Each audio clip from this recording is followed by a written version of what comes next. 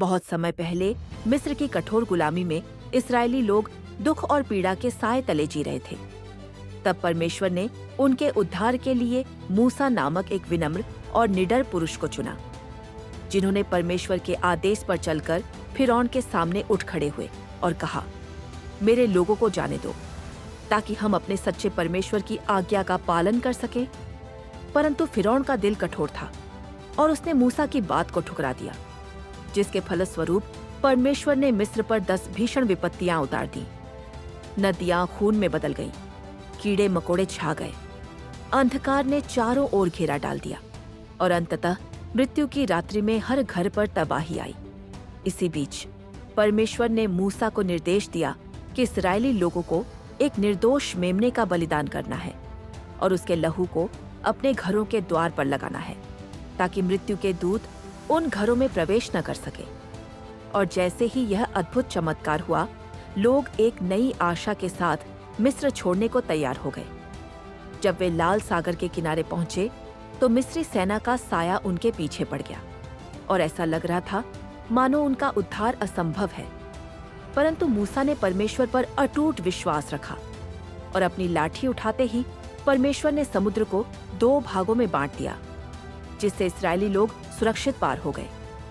वहीं मिस्री सेना ने उस घातक पानी में अपनी मौत पाई।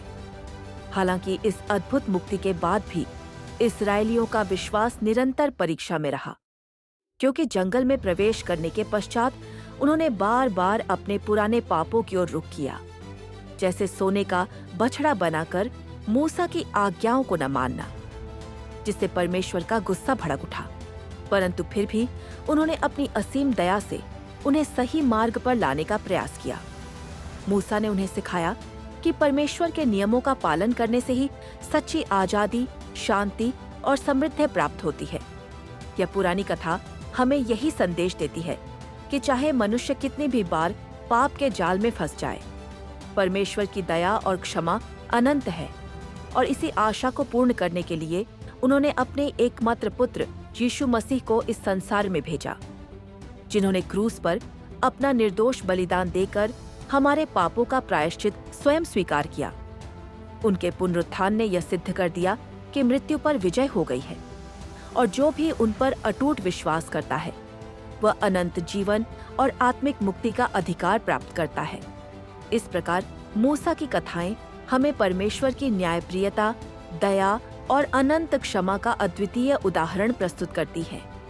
और अंत में यह स्पष्ट हो जाता है कि जिस प्रकार मूसा ने इस्राएलियों को शारीरिक गुलामी से मुक्त कराया, वही परमेश्वर का प्रेम और यीशु मसीह का बलिदान हमें पाप के बंधन से मुक्त कर एक नई, उज्जवल और अनंत जीवन की ओर ले जाता है।